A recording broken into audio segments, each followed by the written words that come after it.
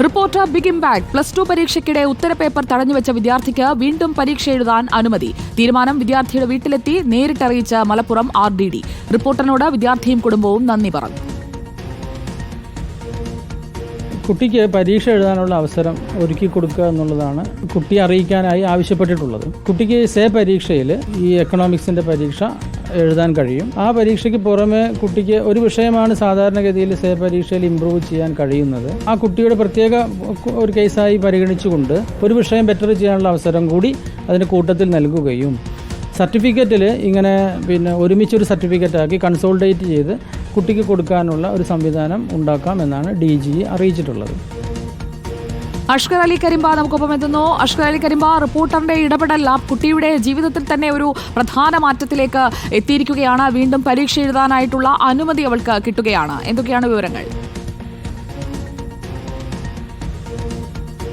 സുജ, ആ കുട്ടിയുടെ കണ്ണീര് അങ്ങേയറ്റത്തെ വേദന നമുക്ക് തന്നെ സമ്മാനിച്ചതാണ്. കുട്ടിയുടെ വാർത്ത കണ്ട ബൈറ്റ് കണ്ട ഒരു ഒട്ടനവധി പേർ നമ്മളെ വിളിക്കുകയും ചെയ്തിരുന്നു. കാരണം അത്രയധികം വേദനയോടെ കരഞ്ഞുകൊണ്ടായിരുന്നു തനിക്ക് അനുവദിക്കപ്പെട്ട പരീക്ഷാ സമയത്ത് ഇൻവിജിലേറ്റർ പരീക്ഷ പേപ്പർ പിടിച്ചു വെച്ച കാരണത്താൽ അത് എഴുതാൻ കഴിയാത്തൊരു സാഹചര്യം ഉണ്ടായത്. പിന്നീട് കണ്ണീരോടെ പരീക്ഷയിൽ നിന്ന് പുറത്തിറങ്ങിയ ആ പെൺകുട്ടിയുടെ റിപ്പോർട്ടറാണ് വാർത്തയാക്കിയത്. പിന്നാലെ തന്നെ വിദ്യാഭ്യാസ വകുപ്പ് ഇടപെടൽ ആരംഭിച്ചിരുന്നു.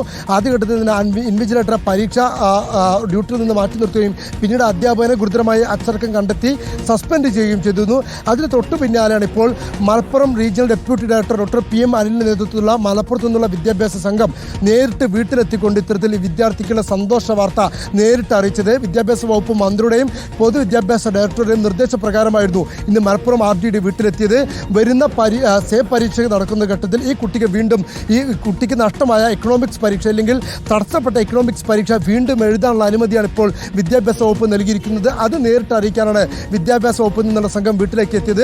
അത് സേ പരീക്ഷയ്ക്കൊപ്പമാണ് വിദ്യാർത്ഥിക്ക് പരീക്ഷ എഴുതാൻ അവസരം ഉണ്ടാവുക.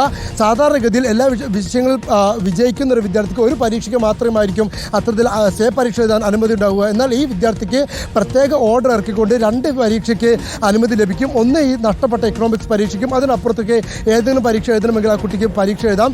എന്തായാലും ആ കുട്ടിയുടെ മാർക്ക് സർട്ടിഫിക്കറ്റ് വരുമ്പോൾ അത് സേ പരീക്ഷ എന്നുള്ള രീതിയിലായിരിക്കില്ല.